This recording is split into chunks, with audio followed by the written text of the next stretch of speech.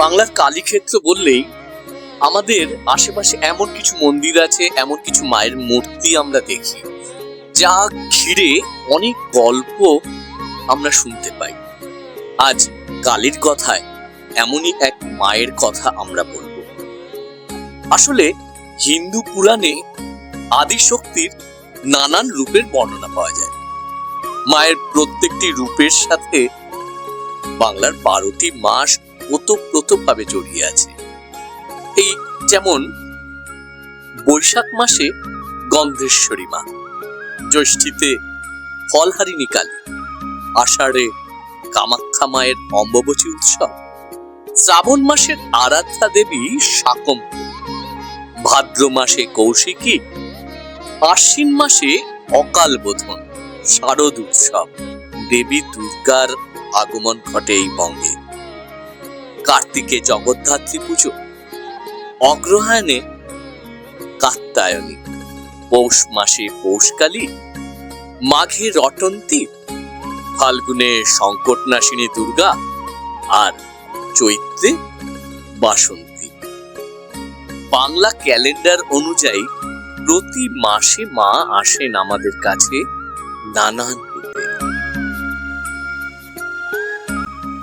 আজ এমনই এক মায়ের কথা আপনাদের শোনাবো কালীর কথার এই পর্বে। বাংলার ফাল্গুন চৈত্র নিয়েই বসন্তকাল। মনোরম এই সময়ে রোগের প্রাদুর্ভাব কম হয় না। সকালে খর রোদ আর সূর্য ডুবলেই ফুরফুরে দক্ষিণা বাতাস। গাছতলায় কিংবা দিঘির ধারে বসলেই গা জুড়িয়ে যায়। কিন্তু মহিন্দরে সুখ নেই। এরকমই এক সময়ে কলেরার প্রকোপ বাড়ে গ্রামে। চারদিকে কেবল হাহাকার।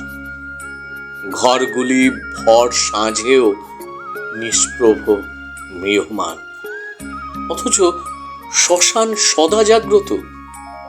ইতিউতি যেদিক নজর যায়, চিতার আগুন দাউ দাউ করে জ্বলছে। শিবাকুলের উল্লাসে কান পাতা দেয়। আকুল হয়ে পড়ল ভক্তগণ। মা, এ তোমার কেমন লীলা?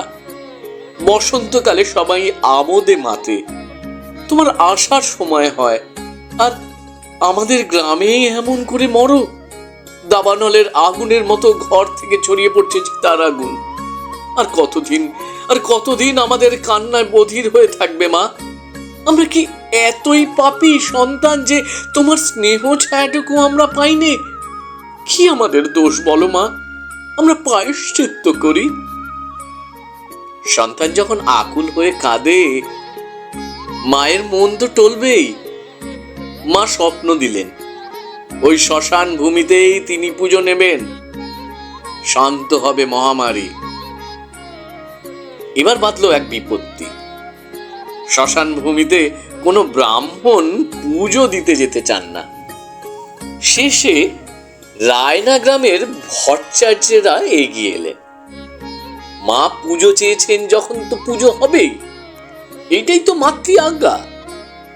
সেই থেকে আজও বংশ পরম্পরায় ভট্টাচার্যরা সেই নির্দিষ্ট দিনে, মানে 16ই চৈত্র, মায়ের পুজো করে আসছেন। মাকে নিজের গৃহদেবীর মতো দেখেন ভট্টাচার্যরা। যে শ্মশান ভূমিতে একসময় মানুষ যেতে ভয় পেত, সেখানে এখন লক্ষাধিক মানুষের ভিড় হয়। আলো সেজে ওঠে গোটা মহিন্দার। শ্মশানে চিতাকুণ্ডের পাশেই মা অধিষ্ঠান হন। বার্ষিক পূজার দিন সূর্য পাটে গেলে মায়ের মূর্তি গড়া শুরু হয়। আড়াই কোদাল মাটি, মদ ও হাঁসের ডিম, এই 3 উপকরণে বিশেষ উপাচারে শুরু হয় মায়ের মূর্তি গড়া। অতি দ্রুত করা হয় এই মূর্তি। গভীর রাতে মৃন্ময়ী মা চিন্ময়ী রূপ ধরে সহস্র অলঙ্কারে সেজে সন্তানের কাঁধে চড়ে নাচতে নাচতে আপনার পাটে এসে বসেন, যেন সিংহাসনে বসেন রাজরাজেশ্বরী। চৈত্রের নিষ্কলুষ তারা ভরা আকাশ তার মস্ত সামিয়ানা টেনে ধরে মায়ের মাথায়। দক্ষিণা বাতাস ব্যজন করে চামর দোলায়। এবার আসি একটু মায়ের কথায়।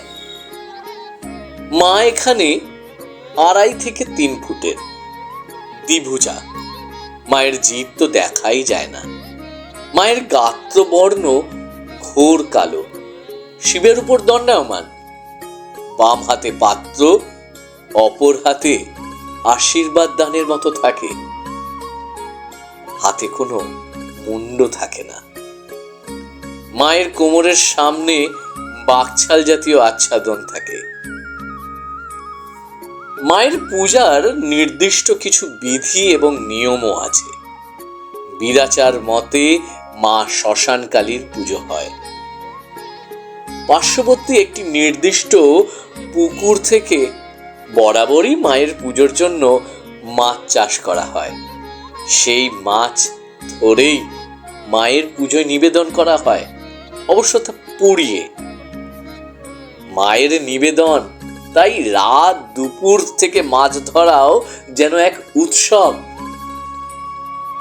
রাতে প্রহর যত কাটে, সন্তানদের চোখে জলের ধারা নামে।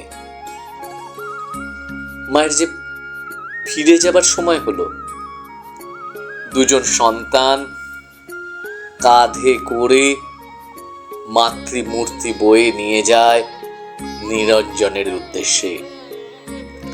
কেবল 2 যায়। তারা বসিয়ে দিয়ে আসবে নির্দিষ্ট তাল পুকুরের পাশে। তারপর আর কেউ পিছন ফিরে তাকাবে না। ফিরেও আসবে অন্য পথ দিয়ে।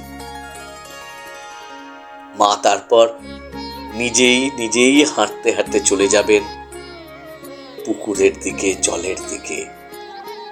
সে যে সন্তানের দেখতে নেই, মারও বুক কাঁদে, বুক ফাটে সন্তানেরও। মায়ের লীলা বুঝতে গেলে গিয়ে দাঁড়াতে হবে ওই মহিন্দারে।